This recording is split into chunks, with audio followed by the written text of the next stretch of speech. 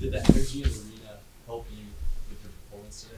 For sure. I think being able to feed off the energy from the crowd is great for the momentum of our team, especially if we were down in moments. Like knowing that they had our backs and they were going to cheer for us every point we got was super motivating. And I just think I love playing in Galen, and I felt really good playing there. And then your coach, Coach Keller, he emphasized that the team needs to be scrappy this season. And do you feel like your double-double performance reflected that identity? I hope so. We've been working on digging in the spring and in the summer, so defense has always been a priority of mine, and so I'm really glad that some of the work paid off, and there's always room to grow, but I'm just really glad that I was able to provide for the team today. And then you came up with a ton of key kills in every single set. How did you approach those big moments? I think just leaning on my teammates was the biggest thing. Knowing that we're playing for each other, playing hard, and knowing that I'm doing it for them, it just made it a whole lot easier. And the crowd was definitely a big factor in that as well. All that support, all that love and support really helped us get that win. And then, kind of similar question to what I asked her, but how do you embody this scrappy mentality on the court? I think in our gym it's very competitive. We're not letting balls drop. We want to dig balls. Our system's pretty fast and pretty, we have this thing called net line. We work on that a lot, and I think our gym just gets creative every day. So, yeah. And then for you, Coach, the sets were battles, especially set number one. And every single time USC came out on top. What does this say about the team's ability to handle pressure in those situations? I don't know just yet. Usually the biggest amount of growth, it happens in the second, third, or fourth match of the season. That's where the biggest transition occurs. There are small changes throughout, but that's kind of where you really start finding your identity or what you have to do or how it looks.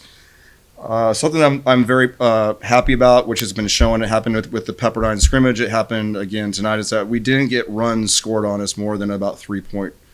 And when you start going down roads of giving up 6 points in a row or, bad runs, that's when your team starts really having issues. And so the point of that, though, is we stop bleeding pretty quickly, and then we're still trying to figure out how to point score. We're not there yet, but we're closer than we think. And if we can combine those two things, we can end up being a darn good team, I think. And then you also mentioned for the opener that Denver might mirror a lot of your systems because both of you guys were at UCLA together. Yeah. And so how did that familiarity play into how you coached this game today? Well, first off, I'm very proud of Megan Pendergast. She's really grown up and is becoming a great leader, great female role model, and she's clearly doing a really nice job. That Denver team is going to be really good this year. They're going to win a lot of games, which I hope they do for RPI purposes. But just her growth over the course of time, there's a lot of similarities on that side of the net. So it's kind of, we call it OG, our gym, so no shockers or no real big situations that were eye-popping for us.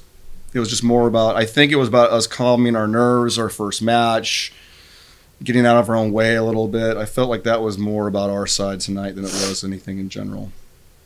I didn't do anything different coaching-wise, I guess, is to answer your question. No, that's perfect. And then the last one I got for you is, how do you build off of this performance as you take on LMU?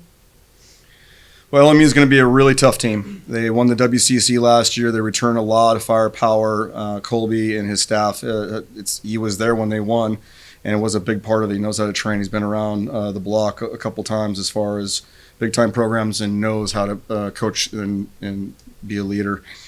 I don't know what we're going to get with them. My guess is they're going to go pretty darn fast. They're probably going to run a 6-2, and they're going to serve the absolute crap out of it, and we got to get prepared, our mindset for that. When we go into that gym, it'll be a very different feel in their gym versus our gym. I don't know. We got to just kind of take it one step at a time. I think at the end of the day, to build off of things, I think there was a lot of miscues, but those are aggressive and fun miscues. You're not just getting aced off the court, or you're not just. There was a lot of touches we were making, and we just barely missed it, and they were high level plays. I mean, the play, I think it was when Gale dug the ball and then Reese just jumped backwards and fired a bick to London, and London just went OT everybody. I mean, that's a super high level play.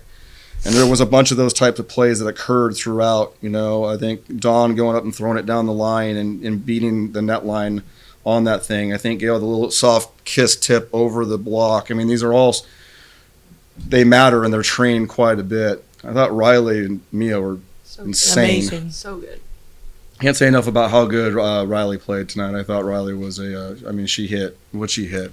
She hit 571. Yeah, Oh my five God. se- yeah, God's five, Christ. 571, God dang. 8 kills on 14 attempts. I mean, an average, an All-American middle blocker is hitting probably 390 to low 400s, and so if she's doing that, I would like her to continue that.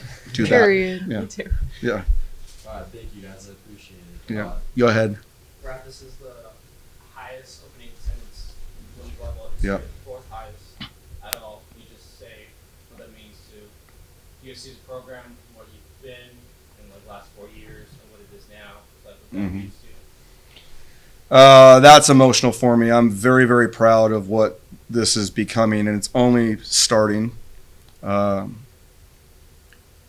I first got here, it was COVID, obviously, but there was only like a couple hundred people in the stands, and I don't know that our product was super great. We had to build from the ground up, and so we've done that. We have a great product. This team is vibrant. I've had more people come up and tell me how they have noticed this team gets along, and they're making comments about it and how they lean on each other. This has been one match. And then you saw the crowd at the end. We got to get everyone a Sharpie so we can go around and actually sign some things. I took a note of that. So we got to keep engaging with our fans and building so they come back, and we have to keep getting better with our brand. And it's a run-on sentence, but I'm really happy about where we're going and all that stuff. That was awesome. It's 5,606 people on opening night. But the goal is to compete for championships and to sell out crowd. That's 10,250 people in Galen, so that's the goal. All right. Shoot. Thank you. Okay, Thank guys. you. Thank you.